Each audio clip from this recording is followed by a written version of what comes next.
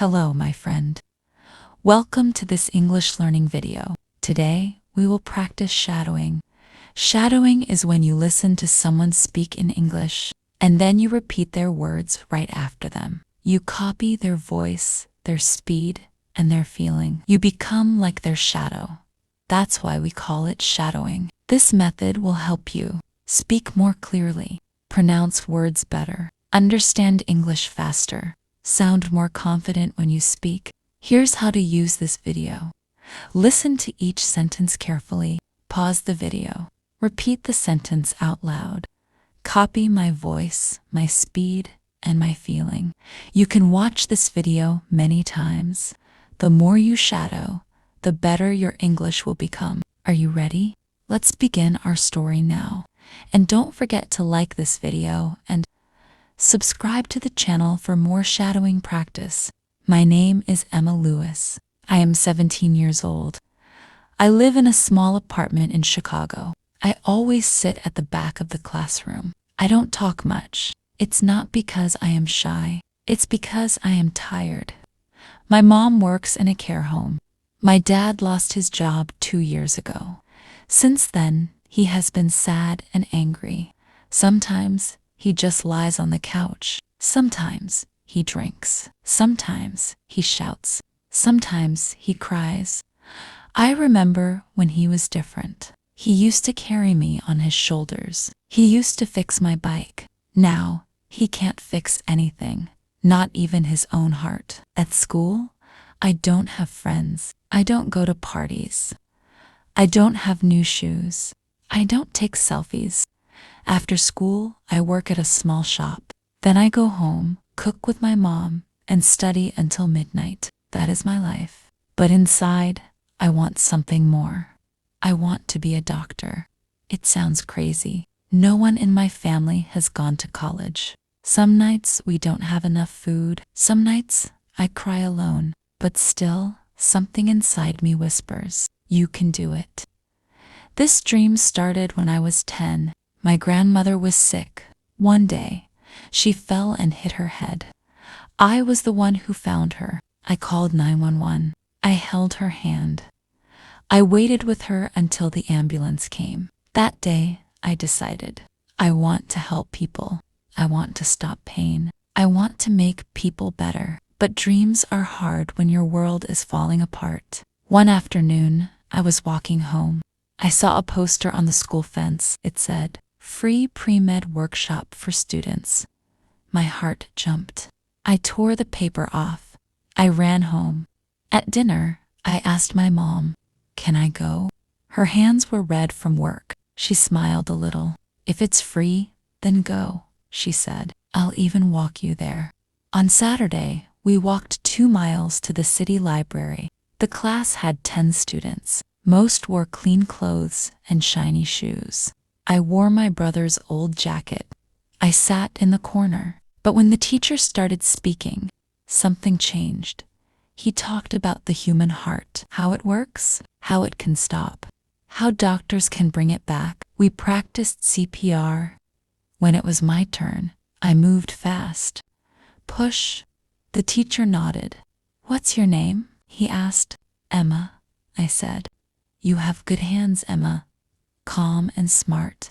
No one had ever said that to me before. I felt something light up inside me. After class, he gave me a book. "Read this," he said. "It's not easy, but you will understand more than you think." It was a medical book. Old and worn, but beautiful. I carried it home like treasure. One day at the shop, an old woman collapsed. People screamed.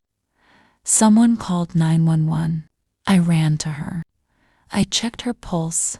Her lips were blue. She wasn't breathing. I started CPR. 1, 2, 3, 4. Breathe. 1, 2, 3, 4. Breathe. Minutes passed.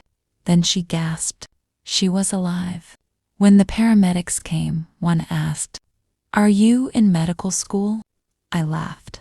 Not yet, but inside I felt proud. The next week, my workshop teacher made an announcement. There's a scholarship for summer pre-med training at the university. I wanted it. I needed it. I stayed late after class. I asked questions.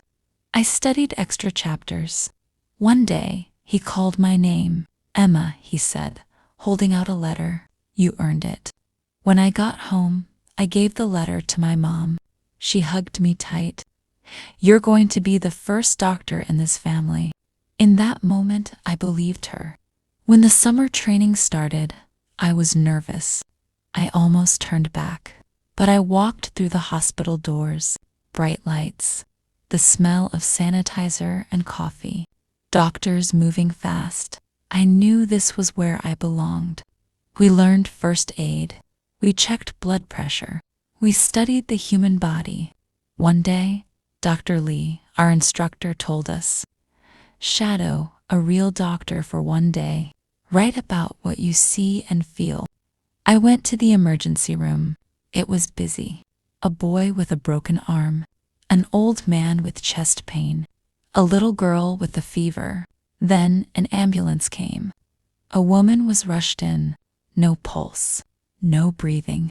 The doctors worked fast. CPR, oxygen, sharp voices. Then she was breathing again. Dr. Lee turned to me. What are you thinking right now? I said. This is what I want to do.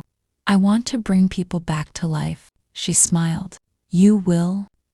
On the last day, Dr. Lee gave out certificates. Then she said, we have a special award for the student with the most growth and heart. She called my name, Emma Lewis. I walked to the front, shaking. She handed me a small white coat. On the tag it said, Emma L., future doctor. I held it like it was gold. When I got home, my mom cried. My dad said quietly, I'm proud of you, kid. That night, my little brother asked, are you a doctor now? Not yet, I smiled, but I'm getting close. The coat hangs in my room. I see it every morning. It reminds me, I didn't give up. I am more than where I came from. This was my story. Now it's your turn. Play this video again. Pause after each sentence. Repeat what I say, just like a shadow. Copy my voice. Copy my speed. Copy my feeling. This is the shadowing technique. It will help you speak English better, faster, and more confidently. Practice every day. Even 10 minutes is enough. Believe in yourself. Thank you for learning with me. Don't forget to like, subscribe, and share this video. More stories and shadowing practice are coming soon. See you next time.